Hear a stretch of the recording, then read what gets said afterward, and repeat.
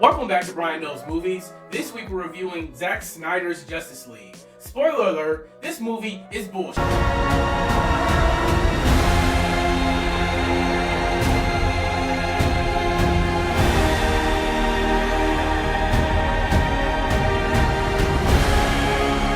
They said the age of heroes would never come again.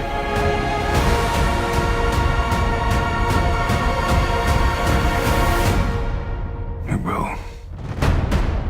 It has to.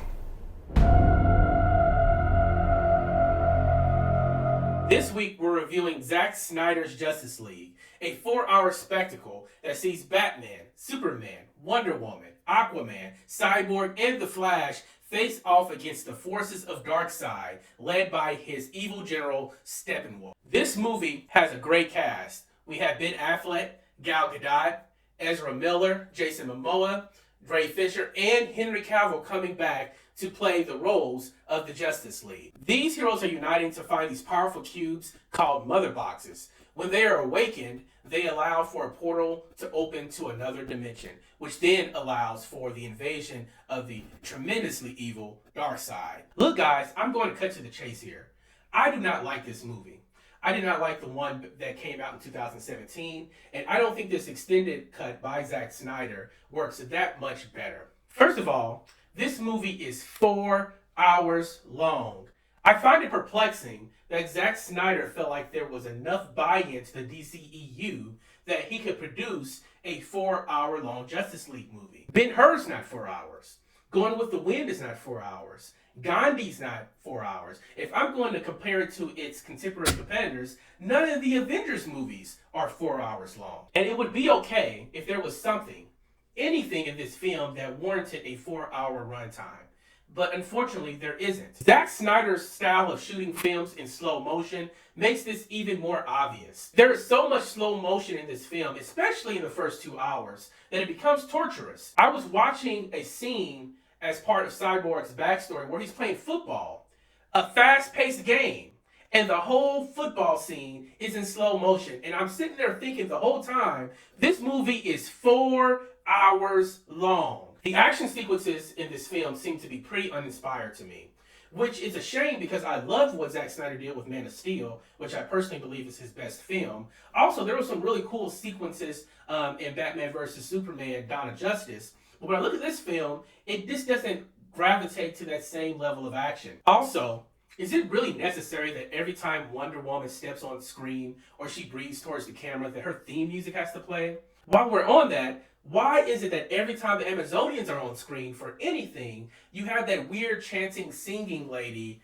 starts to belt her tune? Every single time, I understand the introduction of the Amazonians hearing that, but every time they turn to a woman in this movie, either it's that theme song or it's that chanting, and it really takes you out of the experience. Okay, I'm going to give you some silver lining here. Everything about this film is not terrible. This film is definitely better than the 2017 version. I will give Snyder that. I will say I do appreciate that we were able to get some backstory for Cyborg. It makes you wonder why so much of that was cut out of the initial film. It may even give some credence to what Ray Fisher was talking about in terms of the discrimination that was taking place on set. Was he intentionally left out of the film by Whedon? I think that Henry Cavill, Jason Momoa, and especially Gal Gadot are tailor-made for their roles. I think that they do these roles well, and they keep you interested in the movie somewhat. Gal Gadot specifically, I think that she does this great character where she's almost like a mothering presence for the group, which would make sense. She is over 5,000 years old. Also, I like Batfleck. Sue me. I thought Ben Affleck as Batman was a decent part for him. He did a good job in terms of bringing the team together. He was believable. I think that when he was in the suit, he was believable as well. Even though the suit didn't even allow him to really move much, he seemed to be pretty wooden in the suit they gave him.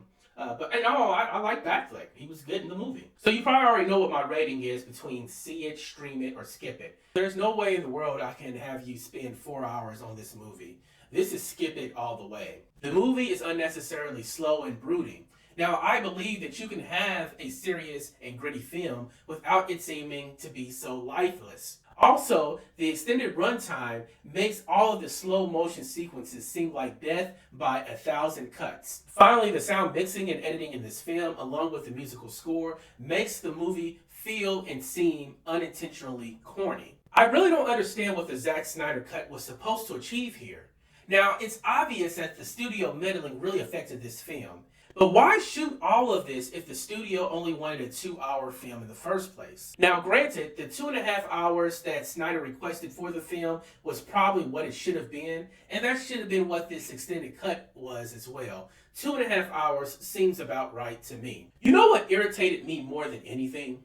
It was the inclusion of scenes in this extended cut that set up movies that we know are never going to happen. Zack Snyder is never going to direct another Justice League movie again. Ben Affleck as Batman, he's gone. Henry Cavill as Superman, he's gone. How are you going to have another Justice League movie in this universe when your Batman and Superman are no longer around? With all the drama surrounding Ray Fisher, with the discrimination at Warner Brothers, who knows if he's ever Cyborg again? I love Gal Gadot as Wonder Woman and Jason Momoa as Aquaman. I would love to see them return to those franchises again. But again, who knows if that's going to happen? The question again is, why include these scenes in an extended cut when you know those movies are not going to happen? This film is 4 hours long. The only thing that's obvious to me is that Warner Brothers, DC, and to a lesser extent, Zack Snyder really missed a golden opportunity to create something special here. The 2017 Justice League seemed like a money grab. And after watching this film and seeing all of the kind of cool nuggets that do exist in the film, it makes that 2017 version seem even more like a money grab. And if this movie was just a money grab by Warner Brothers, then why not just tell this story over 2 films?